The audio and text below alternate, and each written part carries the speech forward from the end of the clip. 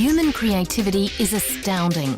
We've built everything from skyscrapers to spaceships. We've designed complex transport systems and pioneered remarkable technology. And with all these achievements to our name, we humans believe we're much more advanced than animals. But are we? The truth is, animals are better than us at many things, and often develop their abilities millions of years before we did. So are we humans really innovative or mere copycats? As this series investigates, nearly everything we think we invented, animals did it first.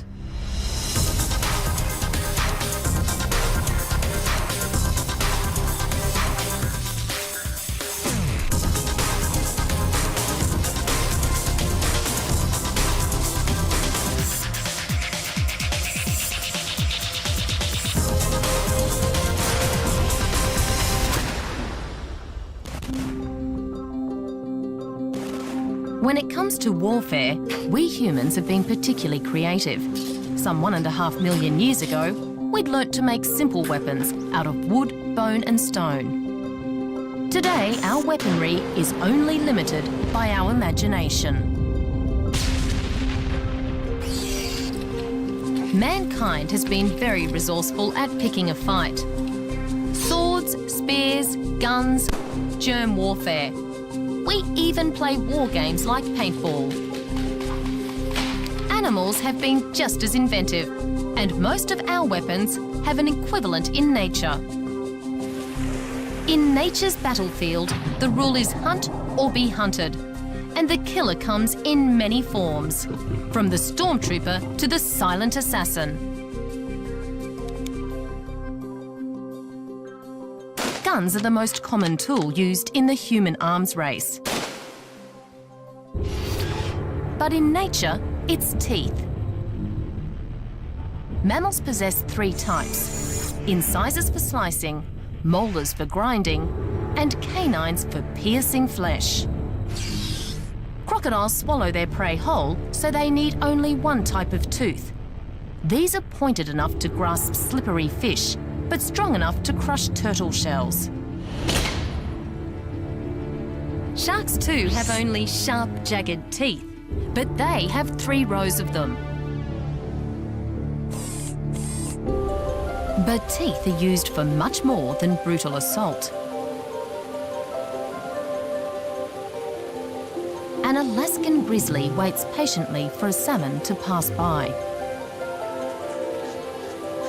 Her weapons must be versatile if they're to be effective fishing tools. The salmon are swift and slippery, so she must use her teeth and claws with skill as well as force. After seizing her prey, she holds it in position and delicately removes the scaly skin to uncover the flesh beneath.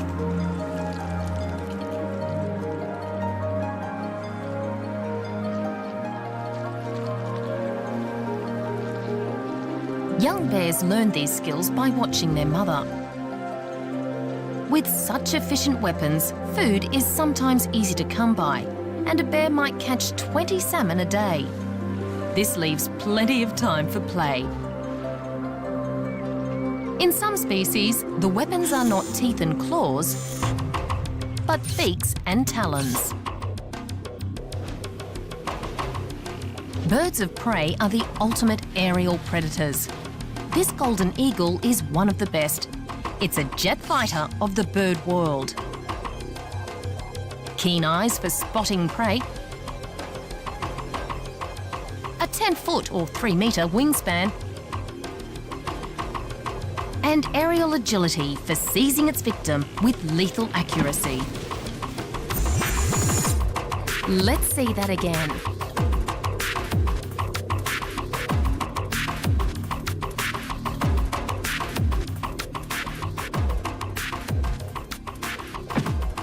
Razor-sharp talons are used to restrain the prey, while the curved beak goes in for the kill.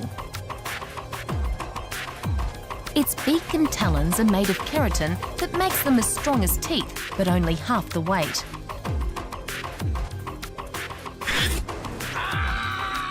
Man has had to make weapons in order to be an effective killer. Around 3,000 years ago, West Africans became the first people to smelt iron.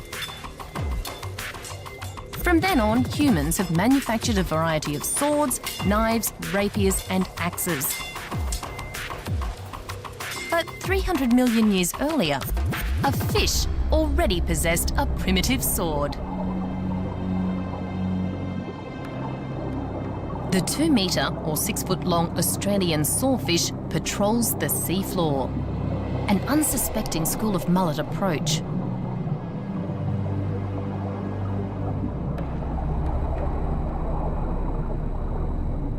Once in range, its lethal weapon swings into action.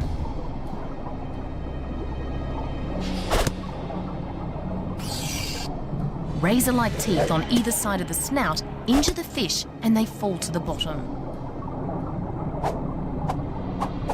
With a movement any human swordsman would envy, the sawfish swings its snout through the water. The hunter then moves over the sea floor to eat them at leisure. If nature's underwater armoury can include swords, why not clubs? A mantis shrimp searches for a meal with eyes that sit on stalks. The shrimp may only be 3 inches or 8 centimetres long, but he carries a pair of fearsome weapons. Behind his front legs are hidden 2 powerful clubs.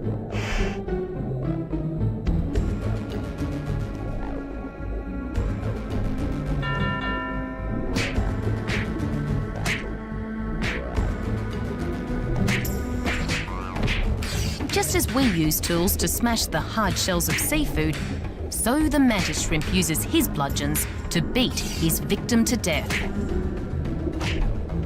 Each strike takes just 1/50th of a second. That's faster than any human movement ever recorded. Blow after blow is rained down on the crab until its protective shell is shattered and its body dismembered. The mantis shrimp then dines on fresh crab meat.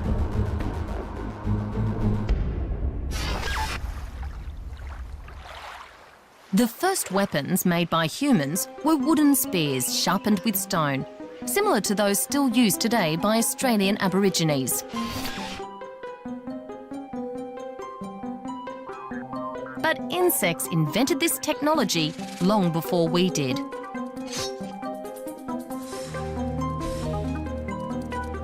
Every night, insects using spears kill more humans than any other animal on the planet.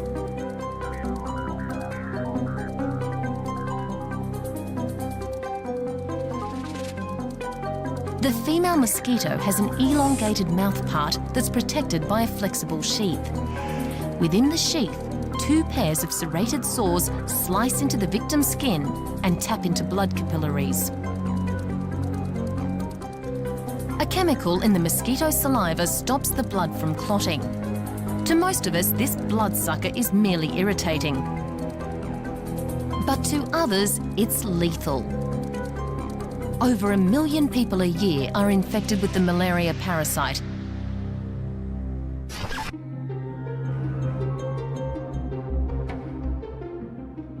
The advantage of spears and arrows over clubs and swords is that they allow the hunter to kill from a distance. Animals were aware of this well before man discovered it. The chameleon catches its prey with a long, fleshy tongue that can extend twice the lizard's body length.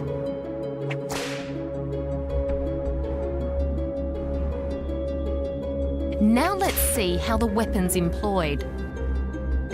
Muscles in the mouth contract, so the tongue shoots out like a spear.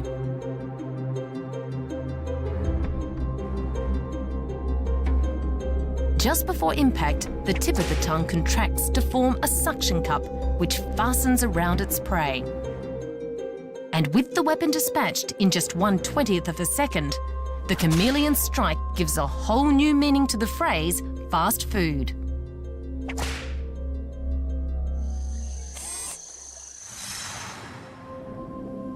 There's a marine hunter that kills by harpoon. The cone shell searches the passing current for food with its siphon. This conceals a tiny arrow armed with sharp cutting barbs and tipped with lethal poison. Once a potential prey is near enough, a marksman's aim is taken and the arrow fired.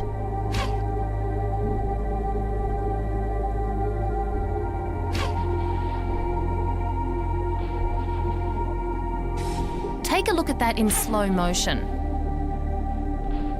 It hits the target with deadly precision, and the fish is paralysed within seconds. Once harpooned, the victim is reeled in and swallowed whole. It was 13,000 years ago that man first learnt to weave twine and make nets to catch food. But spiders have been using nets for over 200 million years. The Australian net casting spider weaves a catching device quite different to the traditional orb web. She hangs down and pulls the silk from her abdomen at a rate of 200 strokes a minute. This silk is twice as elastic as conventional spider silk. The net is then poised between her front legs and she positions herself, ready for ambush.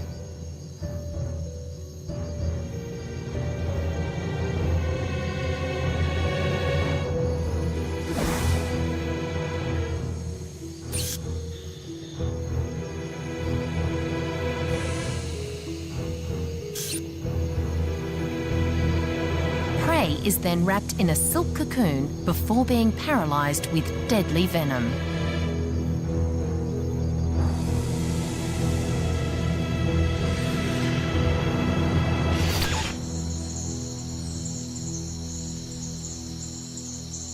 Every snare humans have ever built has a prototype in nature. Animals live in a world full of traps, where victims are caught before they know it.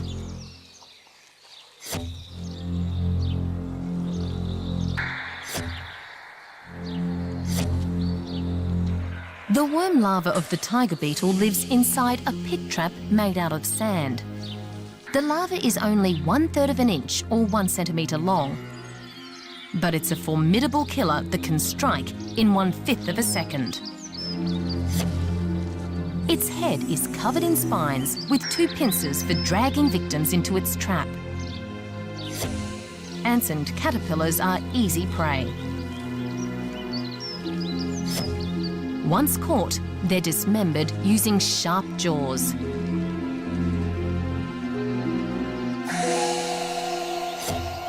This ladybird gets lucky.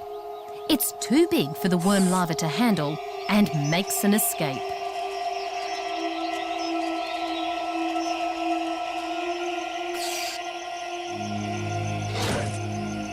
There's an Australian animal that also builds a trap. The trapdoor spider builds a burrow 3 feet or 1 metre deep. It sleeps at the bottom but comes to the top to feed. Trip lines made of silk allow the spider to detect the vibrations of passing insects with its feet. It can sense with total precision whether a passerby is a potential meal.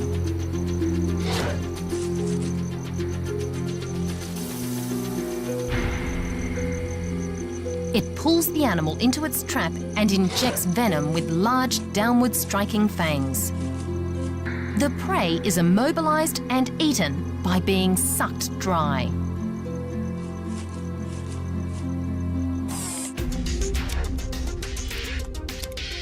It's all very well being equipped with an incredible diversity of weapons, but they're useless without the right ammunition.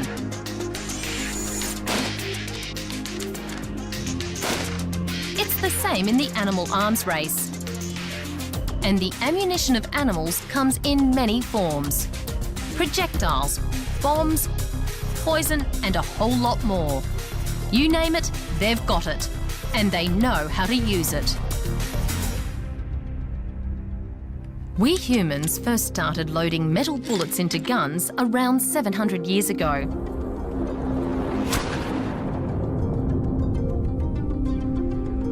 But nature's been firing rounds for millions of years.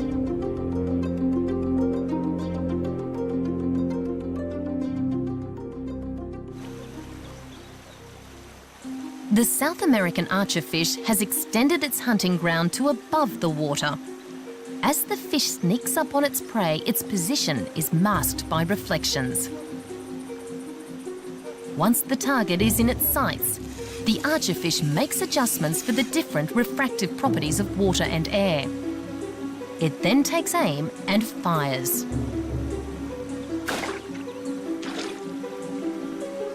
The water ejects because the fish presses its tongue against a groove on the roof of its mouth to form the barrel of a pistol. Explosive force is provided not by a trigger, but by rapid compression of the gills. The result is a gun that fires water bullets at 19 feet or 6 metres per second. At distances of around 3 feet or a metre, the aim of the archerfish is nearly always lethal. An African sharpshooter uses different ammunition. The larva of the antlion butterfly digs a conical pit and transforms it into a trap.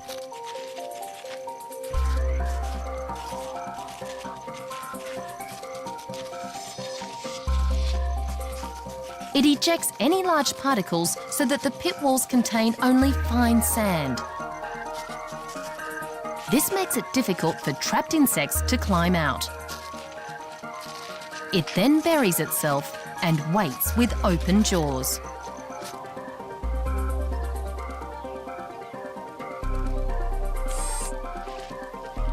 Once it's fallen into the trap, this ant has little chance of scaling the walls. But the antlion makes sure by flicking sand at its prey.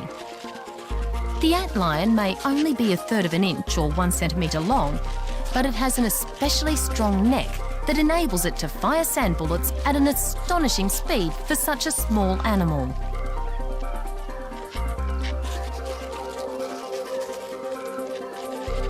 Eventually, the ant becomes exhausted and the antlion drags it under the sand. It injects poison and digestive juices before sucking the ant dry. The antlion is a tidy housekeeper. It catapults the empty body husk out of the pit. A few adjustments to the deadly sand trap, and it's ready for the next victim. One of the most effective tools in the hunter's armoury is the lure. Human fishermen were casting their first lines 100,000 years ago. They cut hooks out of bone and used a variety of bait. But there's a reptile that's been fishing with lure and bait for 60 million years. The football-sized American snapping turtle feeds by holding its mouth open and using its own tongue as a lure. The small piece of flesh mimics the movement of a worm, something these goby fish find irresistible.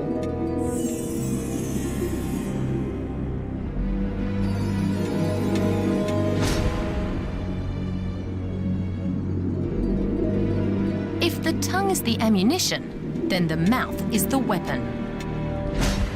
Once the prey is inside, massive jaws slam shut like a steel trap.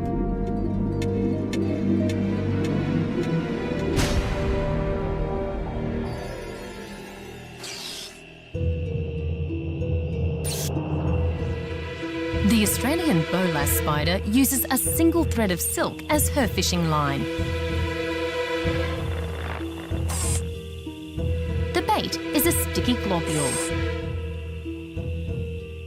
It's scented with the same chemical female moths use to lure a male partner. When the male moth homes in on the scent, it approaches. As soon as the spider detects the vibration of wings, it starts swinging for its supper.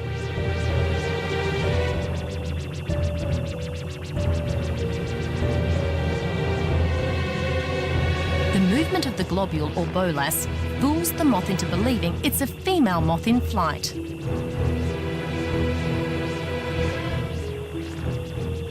The confidence trick works. The spider gets its meal, and the moth ends up in the arms of a very different female from the one it set out to meet.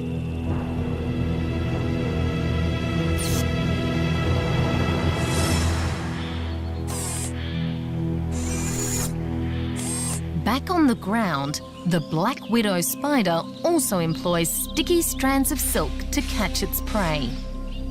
This notorious killer sets a series of lines on the ground and attaches beads of sticky glue. Oil secreted from its feet prevents the spider sticking to its own trap.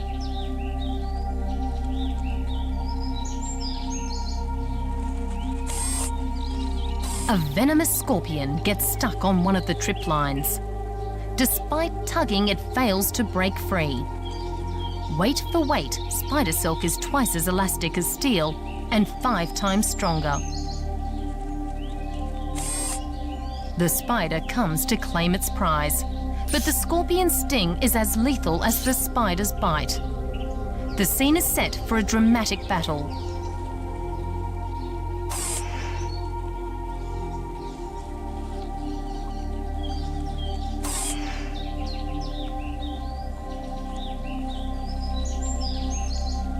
The spider wins by wrapping its victim in silk to immobilize its tail. The scorpion is killed with a bite that packs potent venom.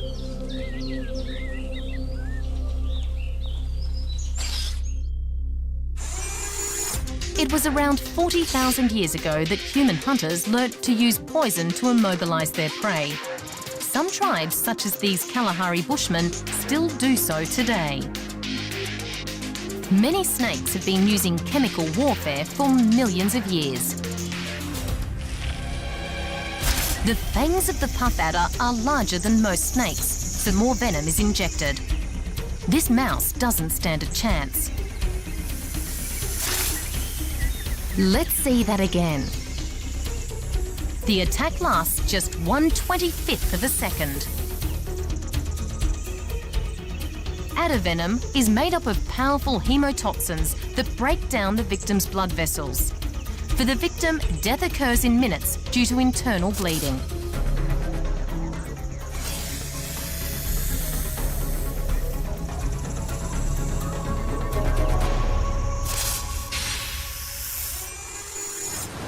One primitive sea creature has been relying on venom to catch its prey for 300 million years. The Portuguese man-o'-war has stinging tentacles that can extend as much as 160 feet or 50 metres. Each tentacle is armed from end to end with clusters. The surface of each cluster is covered in tiny trapdoors. Behind each door is a coiled sting. Fish that come near do so at their own peril. As the fish struggles, the tentacles contract to bring more stinging cells in contact with its body. Once prey is killed, the stomach of the Portuguese man-o'-war extends to envelop it. Digestive fluids then reduce the fish to liquid. The man-o'-war kills its prey with hundreds of stings. But there's one organism that inflicts millions of stings.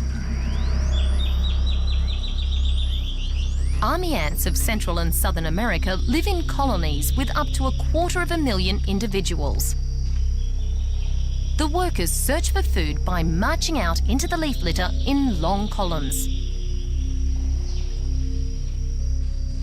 The ants are blind, but they stay in formation by laying scent for those behind to follow.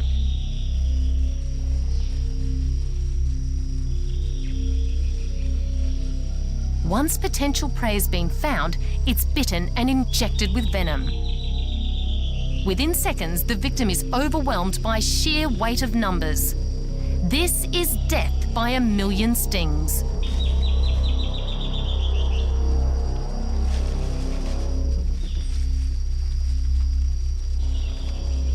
Each worker ant has sharp mouth parts that can cut, slice and dismember prey, no matter how large it is.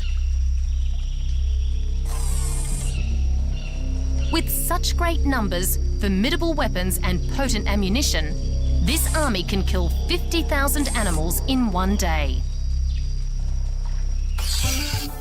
Along with bullets, bait and poison, another form of ammunition is brute strength. And whilst humans can appear strong and agile, most of our physical skills are surpassed by animals.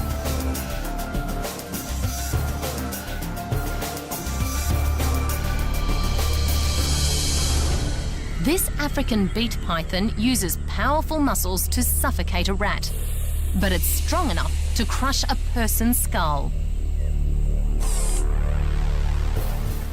The peregrine falcon uses a mixture of wing power and speed to stun its prey. By attacking at speeds of up to 100 miles per hour, that's 160 kilometres, it knocks this grouse clean out of the air.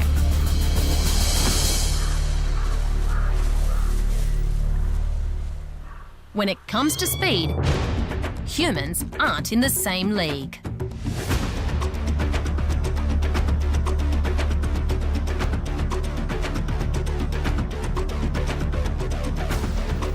And as for agility, birds of prey can outmaneuver not only us, but almost any competition. The sea eagle is a masterpiece of aerodynamic design. Found on several continents, these aerial warriors have an 8-foot or 3-metre wingspan, razor-sharp talons and a beak like a meat cleaver. But their ammunition isn't power, but aerial agility.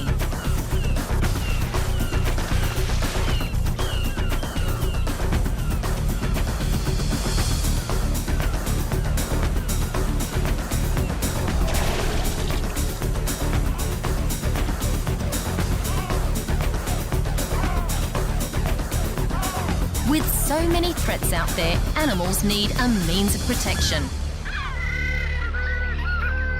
Penguins go for safety in numbers.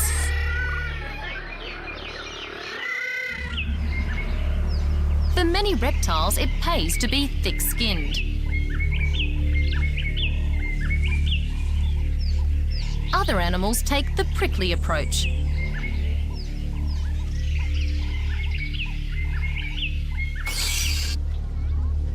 Being soft-skinned, we humans understand the concept of defence. If we're going to engage in a fight, it pays to encase ourselves in protective armour or use a shield to ward off blows. Animals also utilise armour plating. Crabs live inside a hard shell. Beetles possess a thick exoskeleton made from the protein chitin, a rigid, flexible and light compound. This predatory tiger beetle hasn't got a hope of penetrating the ladybird's armour.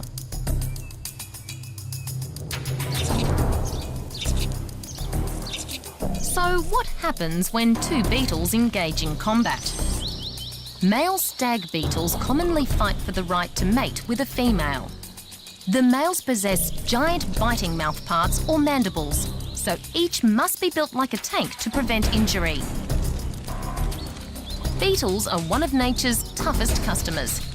280 million years ago, their front wings evolved into hard protective cases. These protect the animal from drying out and ultraviolet radiation.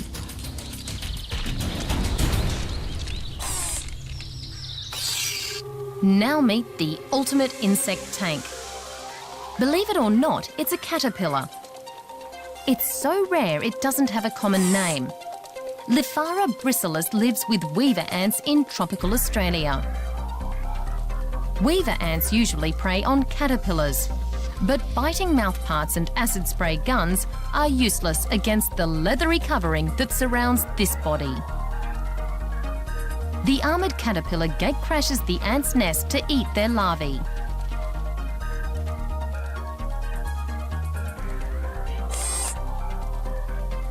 All the residents can do is make threatening gestures.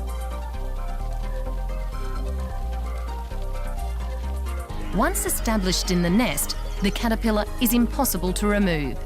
Even when it pupates, it remains safe inside its armour plating. You'd think when the butterfly emerges, it would be vulnerable. Think again. Its wings and legs are covered with shiny, loose scales. Any ant trying to get a grip simply slides off. The butterfly's body is covered with hairs that clog up the ant's mouth. The butterfly leaves the nest unharmed.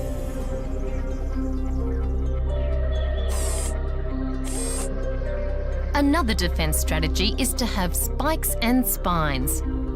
Few predators will risk attacking the European hedgehog or the Australian echidna.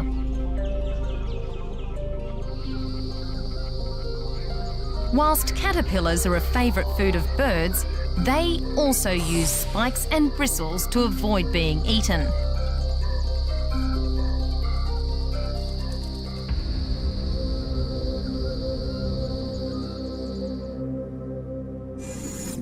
The flamboyant-looking lionfish isn't just spiny, it's venomous. Several of these spines are poisonous. Lionfish are immune to their own venom, but they still use their spines during territorial fights. A darker coloured male enters the territory. The lighter coloured male decides it's time to act.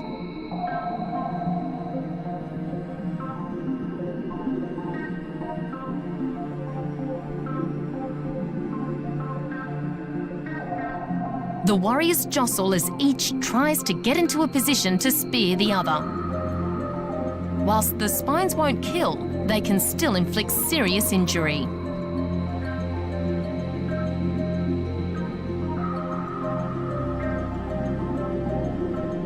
The intruder wins. The loser must relinquish his territory or risk being stabbed to death.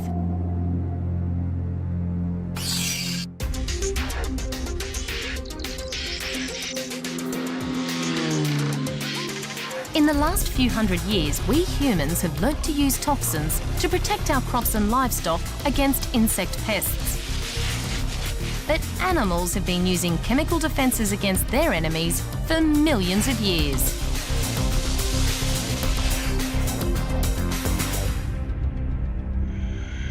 Central and South America are home to the world's only venomous frogs.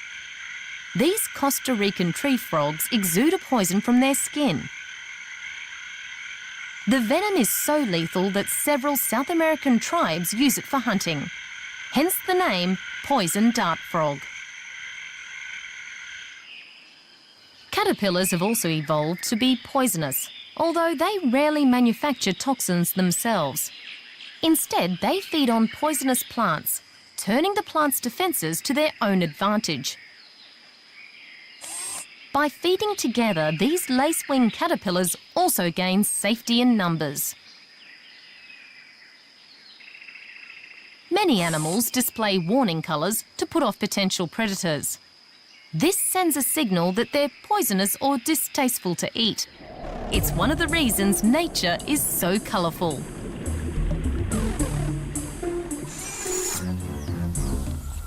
But not every poisonous creature adopts a passive approach.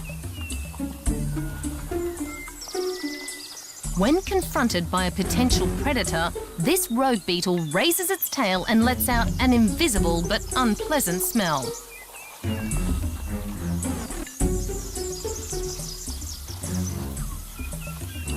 The bombardier beetle goes one step further. He creates a bodily explosion. From a special gland at the top of its abdomen, the bombardier fires off a cocktail of poisonous chemicals. For the pursuing wolf spider, it's a very effective deterrent.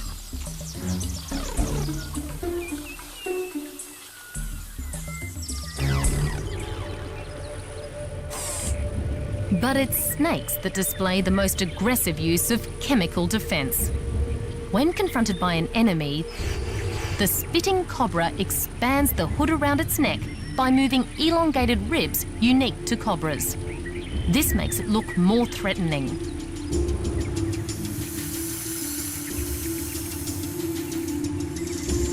Just before spitting, the cobra collapses its lungs so that a rush of air shoots the venom out.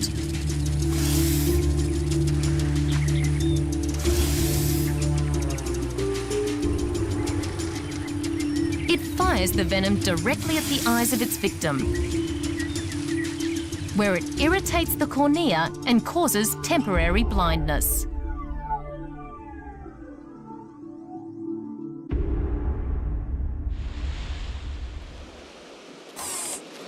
If you don't have your own chemical defense, it's a good idea to make friends with someone who does. These fish can live amongst the stinging tentacles of the jellyfish because they have a protective mucus shield. Clownfish get together with stinging anemones. Both creatures benefit from the association. The anemone gains a bodyguard, and the clownfish gets a refuge. If a potential predator approaches, the clownfish dives for cover. A wise hunter knows not to follow.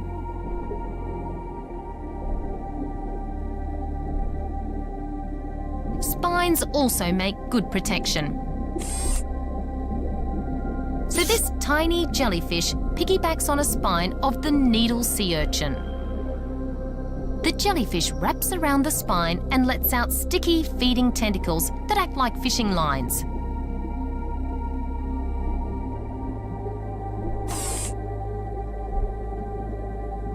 One tentacle has snared a little shrimp, another a lobster larva.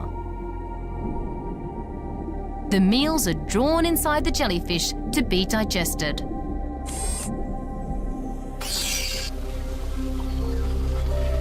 Caterpillars also form partnerships for defence. The imperial blue is found only on acacia trees that are also home to colonies of ants. Although ants usually eat caterpillars, it's a different story this time. The ants protect the caterpillar because it bribes them with honeydew secreted from a gland on its rear. The ants gain a meal from an endless honeydew fountain. The caterpillar recruits bodyguards. If you can't find protection by getting together with another animal, there's always safety in numbers. That's why humans aren't the only species to form societies and find refuge in groups. Nature is full of teamwork.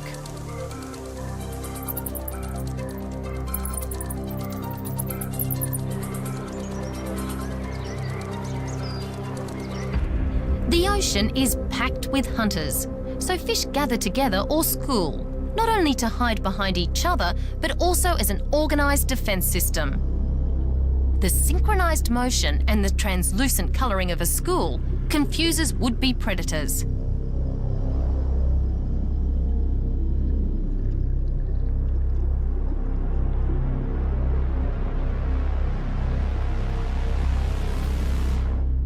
A highly effective means of defence is trickery. Trickery involves the communication of false information. The secret here is for the deceiver to be aware of another individual's needs. That way it can trick it into getting what it wants. Both children and apes become capable of deceit at around 18 months of age. Even at that early age, they've learnt how to conceal, manipulate and distract.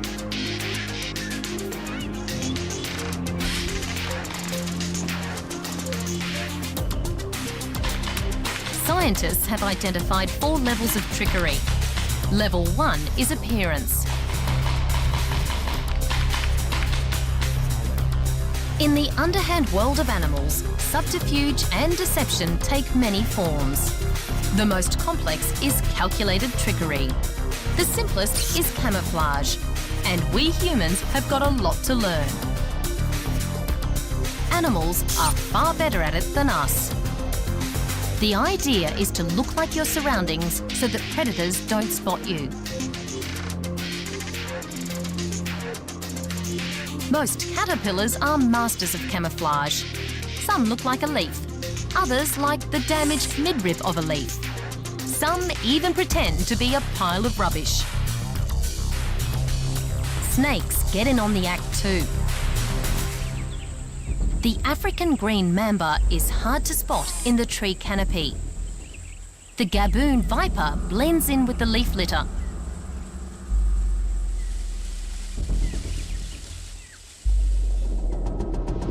The underwater world has countless places to hide. Many fish survive by blending into the background, and sometimes it's hard to tell what's alive and what's not.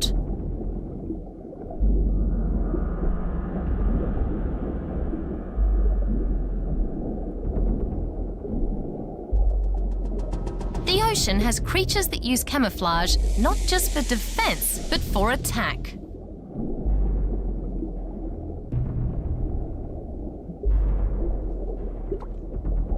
The frogfish only moves to grab a meal.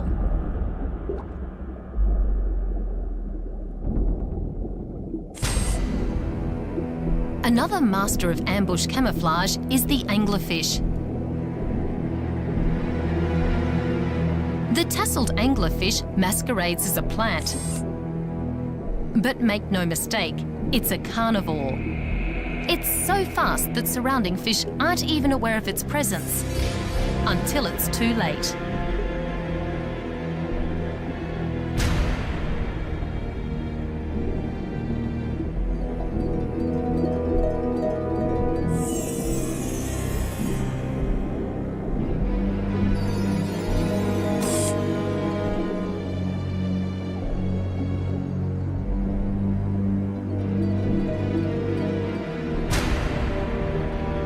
The anglerfish can even ingest animals its own size.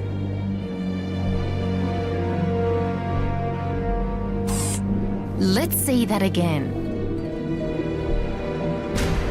The strike takes just 1/20th of a second. And once in the mouth, the prey is secured by inward curving teeth.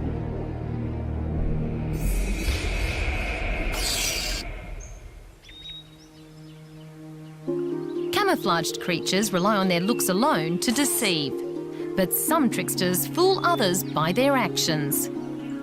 The scales of butterflies come in a variety of colours. One side may be plain, the other flamboyant. The butterfly keeps its wings folded for concealment, but it can flash bright colours to confuse a would-be predator. In some species, the sudden appearance of big bright eye spots scares off the hunter.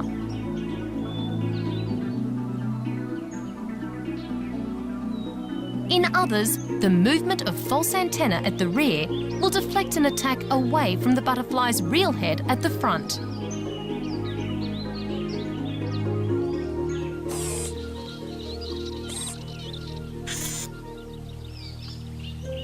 The female Clytra beetle employs a whole series of tricks to get what she wants.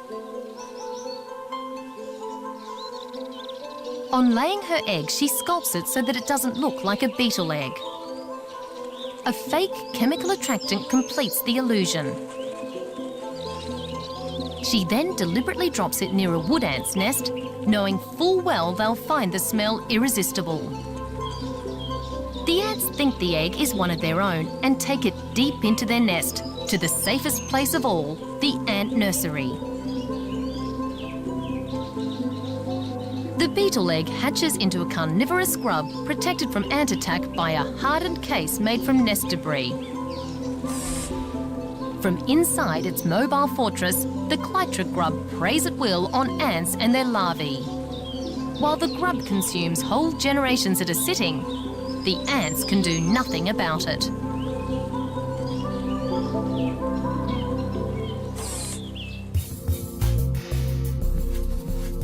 The most sophisticated form of trickery involves modification of behaviour to deceive others. What we're talking about is acting. We humans started acting around 100,000 years ago, and it was associated with an increase in brain size. But animals with much smaller brains were putting on performances long before we did. When confronted with a threat, this grass snake acts dead. It not only feigns the look of death, it also gives off a decaying smell from its tail. Once the danger's passed, it miraculously recovers. An Oscar-winning performance. Rattlesnakes warn off intruders by making a menacing noise, but so do fake rattlesnakes. The gopher snake looks like a venomous rattlesnake, but is completely harmless. It impersonates the rattler by scraping its tail along the ground.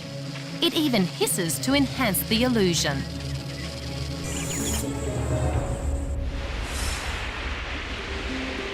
Another form of trickery is distraction. When this mother killdeer bird senses a threat to her young, she goes into her act. First, she moves away from her nest and pretends it's in another spot. She's hoping to lure the threat towards her and away from her chicks. This time it doesn't work, so she resorts to her next trick. She calls out as if she's hurt and vulnerable. Surely this will lure the hunter. Not this time, so the real show begins. She fakes a broken wing. This should fool the potential predator into believing that she's easy meat and pursue her and not her young. Of course, these beachgoers are no threat to her or her young, but the killdeer wasn't to know this.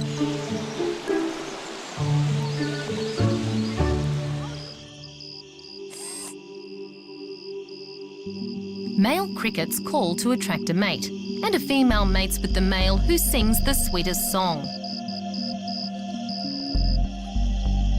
But using sound to alert others to your presence has its drawbacks.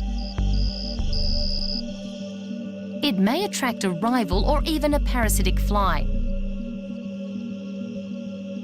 So some males don't call at all, but use trickery to get a mate. They sneak up behind a calling male and sit very quietly.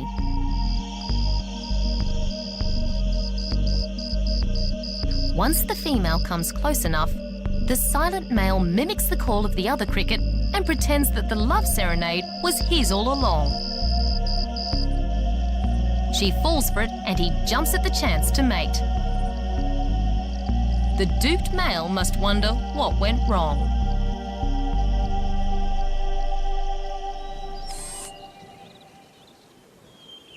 In the world of hunter and hunted, prey has a better chance of surviving if it can fool the predator.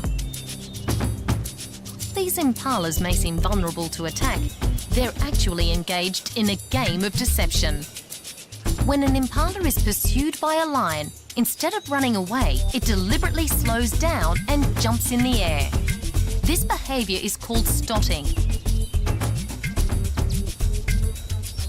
The impala is signalling to the lion that it feels secure enough to toy with it. The lion reads this as a sign of superiority because a slow or weak animal wouldn't dare do this. Both predator and prey profit by this behaviour. The impala isn't chased and the lion doesn't waste energy pursuing an animal it has little chance of capturing. It's known as double deception.